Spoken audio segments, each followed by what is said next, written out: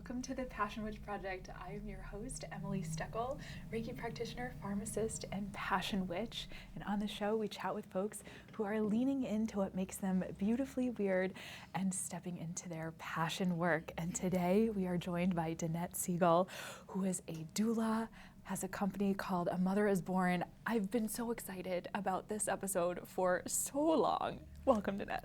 Hi, Emily. It's so good to be here. So I know that we good to had be to try a couple of times to make it happen, but I know that things happen when they're supposed to, and I know why now, seeing even just what has happened in the last month for me, why it was staggered. Oh my gosh. Yes.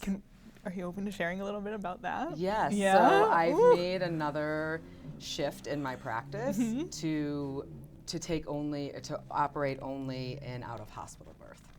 So for a while for a long time, many years, I was doing both in hospital and out of hospital birth. And I've had just a number of circumstances leading me, right? The universe just guiding me to step into and own really more of what I came here to do. And so this has always been my niche that I wanted, and I knew it from the beginning. I just had to clear out the fear and the stories and the, those programmings that we get attached to. And so now here we are with a new year and ending the year of the snake. And so I am shedding some stuff. Yes. I can't cuss on here, right? We can shed some stuff, okay, because that might come out. It's okay. And so yes, that is what has happened even in just the last month since I was supposed to be on the first time.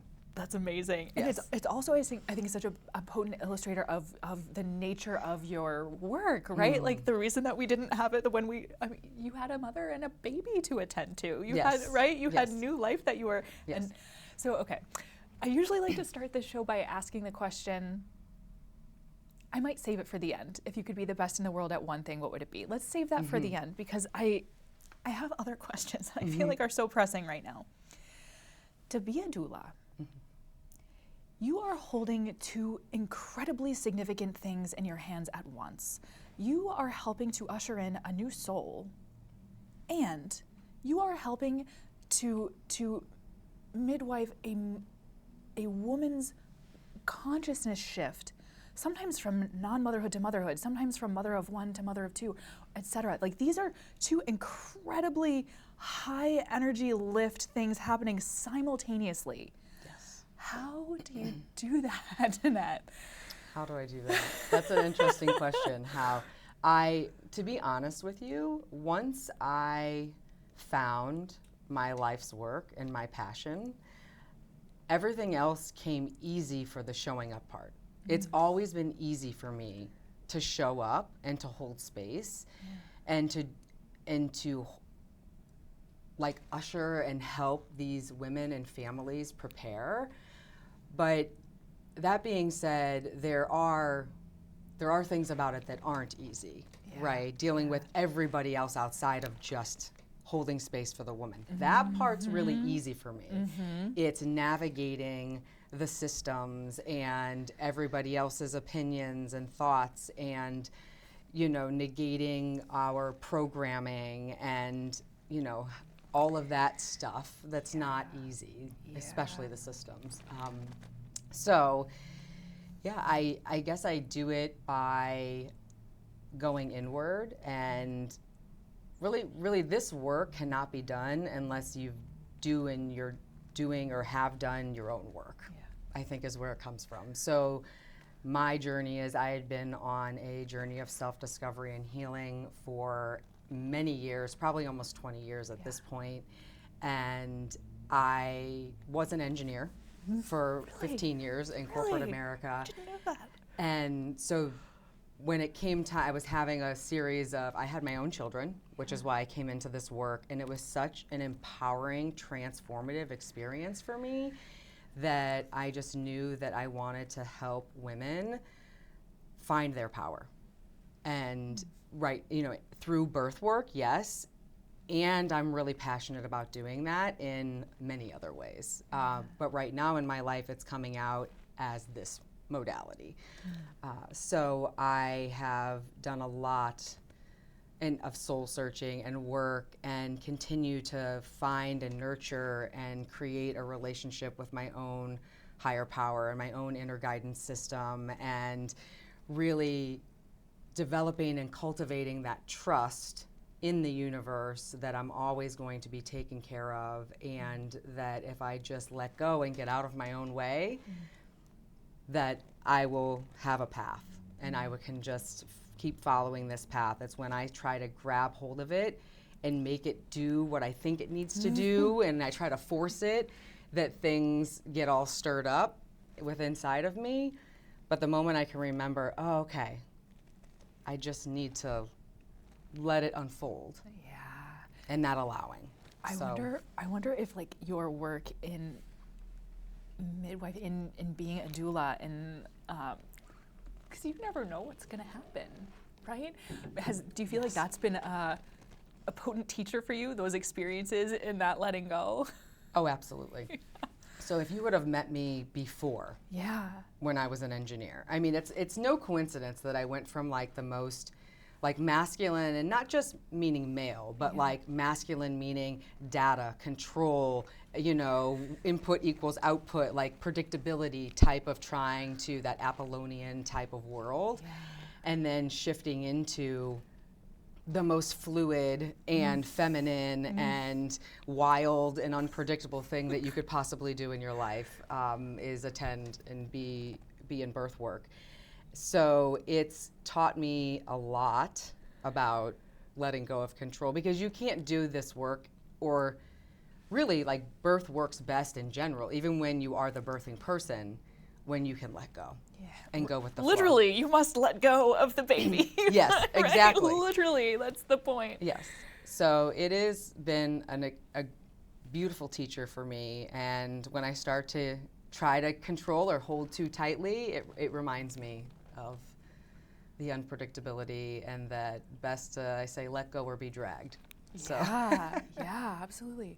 Do you remember the moment that you thought, I need to learn more about being a doula? Like this, there's something here that is calling me. So I would say I remember the moment that I knew and got interested when I became first pregnant with my first pregnancy. That moment, I had a really good friend at the time, and I was chatting with her, and she had already dove into and started doing some research on birthing in another way. Meaning not the standard cookie cutter society type of, you know, medical model of care or medical industrial complex driven birth. Totally. And so the second I started learning about, oh, well, I can have my own power, and I can, you know, I get to say yes or no, and I get to have informed consent. Like, I get to guide and govern and steer this bus. And also, like, learning just about how beautiful it can be when we let it unfold on its own, and how safe it is 99% of the time. And so it really fueled a fire already back then. I didn't know I was going to be a doula, but I became like a birth nerd. So I read all the books, and I took all the classes, and I was studying to become a doula way before I even knew I was going to become a doula. I love that.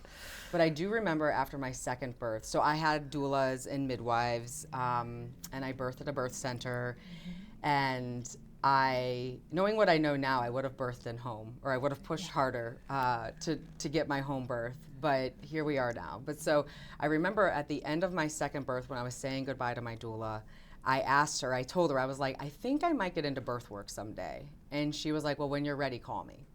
And so 2 years after that, I was really going through a lot and a huge inner transformation. And what was really happening is I had been doing all this inner work, and finally it came to a point where my outer being had to catch up with the inner, and it had to do this outward transformation as well. And so I called her, and that was it.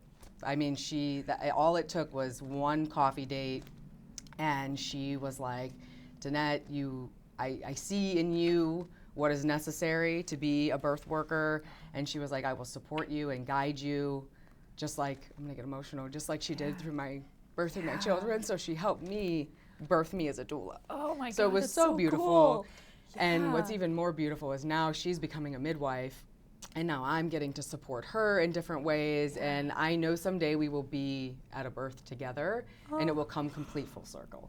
So that's going to happen. But it just took that. And then she brought me into the fold of her community, and I do nothing half-assed. So I hit the ground running, and I just, as soon as I got a taste and I felt it in my body and I felt this fire ignite, like I couldn't stop. Yeah. I'm curious, did she reflect back to you what it was that she saw that made you well suited to this work? I mean, I think she was referring to, and I don't remember all of the things that she said, but likely my ability to have compassion and empathy and to sit and to listen and to, you know, I think even then she knew that I was a good space holder. I feel like I've always been a good space holder for folks. Like I feel I meet people and within 5 minutes they're telling me things that probably that a lot of times sound like something that they probably wouldn't normally tell anybody they just met for 5 minutes. Yeah. So I know that I make people feel comfortable and safe, and I really think that's what makes a good doula. Yeah. It's not what trainings do you have and what information do you know. It's how do you show up and how can you hold space and how can you help these folks let go too. Yeah. Right. That's I think sure. what I try to do when I work with people. Yeah, it's interesting that you can kind of track back your ability to hold space, long before this adventure. I feel so often for folks who are good at that, it comes from a place of having needed that from someone else in a moment absolutely. If you don't want to share that part of your story, don't feel like you have I'm to. an open book. That's yeah. probably my to a fault sometimes. Me too, Danette. Me too.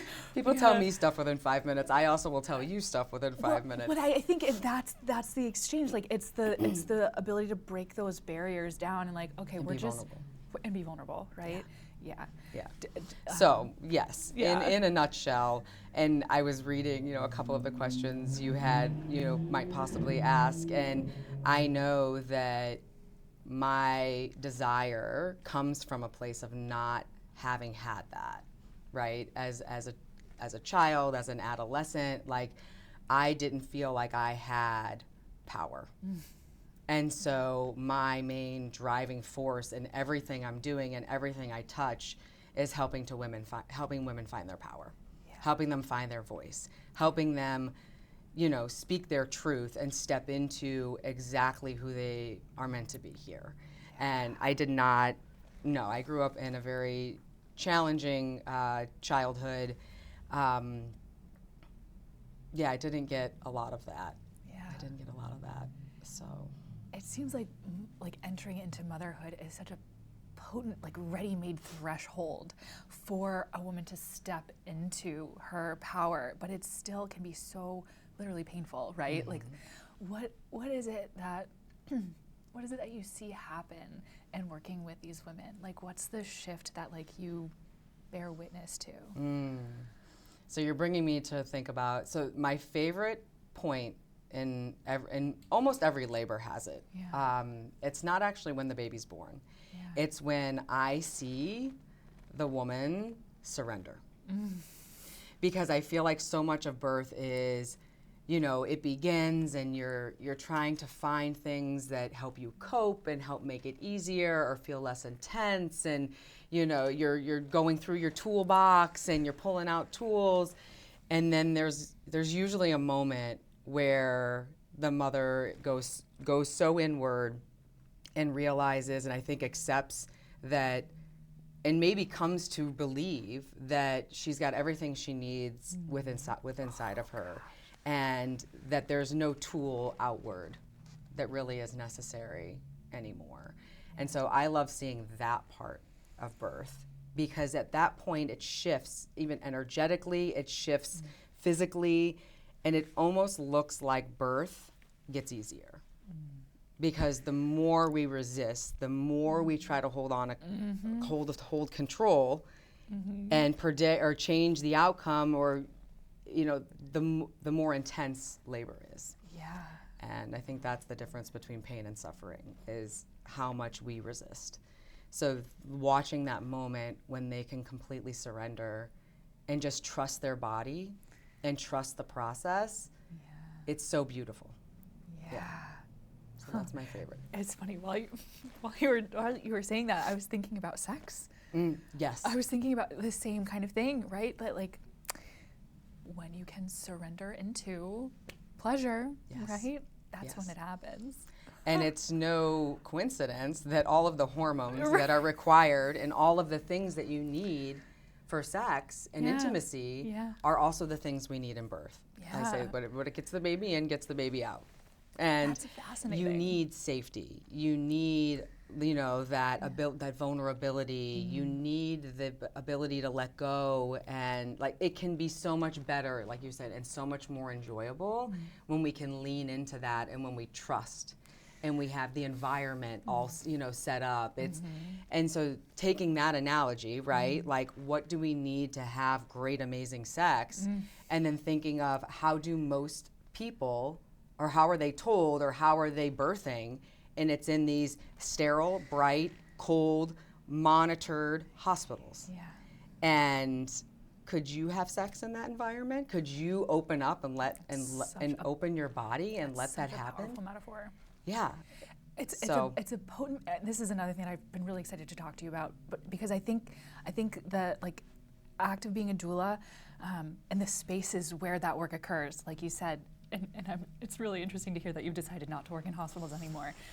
That shift for you, that context for so many other folks doing this work, I think it's a little bit of a harbinger of what is to come for our health and wellness globally. I hope so. I hope there's a shift. I hope there's a shift globally as well. Because like you said, it needs to.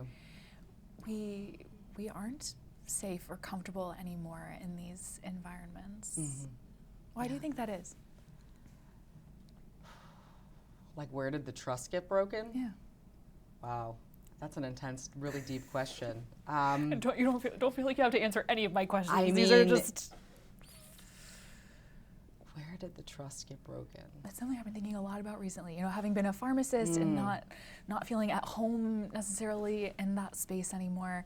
I don't have an answer. I'm just. Yeah, I mean, I guess for me, speaking personally, like when seeing and having the cover pulled back on the fact that our economy, the United States economy, is run on insurance, the insurance industrial complex, and the pharmaceutical industrial complex, right? Yeah. When these things become the main focus and the main contributors to the GDP of the America, you know, like all of that, it's near impossible then to put the client or the patient or, you know, the individual at the center, like their experience at the as a center focus.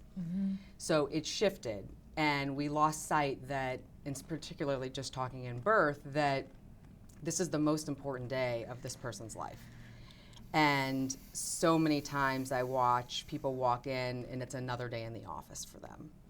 And they don't, you know, and I don't blame the individuals that are in these institutions. I think it's a greater problem than that. I think it's a higher up, you know, bigger global problem. Because they're just products of their environment. And how sad that they've had to numb themselves to those experiences that are so incredibly beautiful and powerful, and, right? It's funny, as you were talking about the like the insurance industrial complex and the pharmaceutical industrial complex, I was thinking, like, there is such a potential there to think about, okay, like, what does insurance look like in this kind of new space? What does medicine look like in this new space? Questions that I've been grappling with, like what to insure. Maybe it's a shift from insure to ashore, or I don't know, right? What does that look like in a more empowering loving context, what does medicine look like in a To me, I think our root in the answer is to get back to nature. I think that we have so much disease or dis-ease, and we are so sick as a culture and as a country, and a world and the world, because we've disconnected. And this is why, this is essentially on a micro level what cancer is, right? It's the cell isolates, and it becomes isolated, and it gets sick, and it proliferates. And I think we're doing that at the macro level as well. I think our society has become so isolated, so individual, so everybody stay in their own box, in their own lane, and so isolated from community. And because of that, we are getting sick and sicker and sicker. And I know that there's studies, I can't quote exactly what studies they are, but I listen to a lot of podcasts and I ingest a lot of things, but as far as like in my brain, listening and reading and stuff, and I know that there's studies that show that folks who are in community, they live longer, right? They have less disease. And I think that ultimately, by me, one of the ways that one of the things I love to do is I love to bring women together. And I run a mom's group and things like that in my practice as well. And I'm just, the power that could happen if we all came back together, and particularly women, right? Like I feel like society saw how powerful we were back in, whatever, the witchy days, and they got scared of how much power we actually have. And so what could we do to systematically separate that and isolate that? Oh, well, let's just keep the women at home and, keep them from everybody else, and don't give them money, don't give them this and that, and that whole rhetoric. I do believe that there's something to that. And because what we can do when we come together, and I bring women together, and I have women's circles, and it's so powerful, like healing circles and different things where we can just come together and support each other and hold space for each other. And the amount of transformation that I see is just, it's incredible. So I think that's the key, is coming back together into community, getting back to nature. Because that is back where that's the medicine. The nature is the medicine, right? So when you're like, Danette, what is your dream of medicine? It's like, having an apothecary on every corner, right? And an acupuncturist and an herbalist, like all of this, like just getting back to the roots, literally the roots in our soil, and taking care of the earth and taking care of our soil so that it can then feed us, right? We've depleted every resource we have, including her, and the soil. And so I think if we could focus there and get back to that in community, we would be doing a lot better. So that's where I think the medicine is. It's fascinating tracking like the pattern for you. Like it's the mother, right? Yes. Mother Earth. It's the mothers among us, the mothers that we become. It's I've been thinking too about how I think the work of a doula, I think it's such a vulnerable place for a woman to be. Maybe I'm not a mother, but I'm assuming, especially like to be a mother for the first time, to have your first child. I imagine it's a place of such vulnerability that you might be willing to reach out for help, where otherwise you wouldn't be able to do that. Have you found that to be the case, where people who are coming to you maybe are doing so for the first time? They're stepping into another way of being. Yes, I think a lot of times that pregnancy, or even the journey to get pregnant, and then pregnancy is just precursors. I mean, they're all opportunities to surrender, to let go, to ask for help.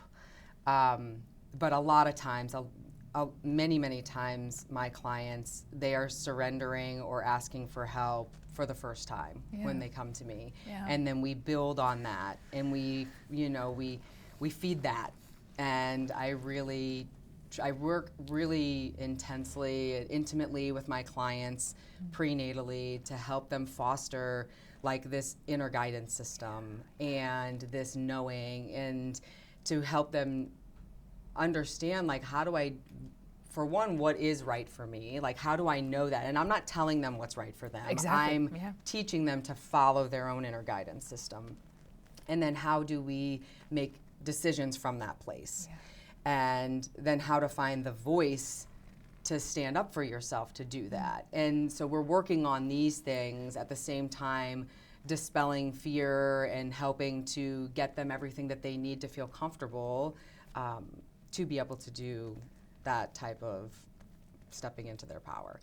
So that's the work that we really focus on, and expanding that capacity to sit in the unknown and go with the flow and let go of control. So a lot of time, yes, in birth or pregnancy, birth, this is the first time that folks are able or come to that place. And that really is coming to that place of surrender a lot of times, is they're finding there's always a lesson in birth for everybody. And it's all, I think, divinely placed, and it's your path, and everybody has something that they need to face, right? Like birth is a rite of passage. Oh, it's such a threshold work. Yes, It's such a portal. it is a sacred event. Yeah. And it is an initiation. For sure. Right? And so through a rite of passage, is inherent in that is knowing like it's a gauntlet. We're going to have to face the things that we didn't want to face. We're going to have to go through trials and tribulations, and we're going to have to it's not always saying that like the worst case in your mind is going to happen. No. But that thing that you have trouble with, so say it's letting go of control or asking for help or using your voice, like those things will come up. And they're going to be opportunities you can either take them and use them as a springboard and then grow from them, right? Or we just keep learning the lesson. The universe just keeps giving us opportunities to learn that lesson. But a lot of times it's the first time that folks are doing that, is in pregnancy and in labor. I love that. Oh, thank you for sharing that. Danette, how can someone find you who wants to work with you? So, I have a website. Yes. I am Will you a share mother it with is our, yes, a motherisbornbirthing.com. Awesome.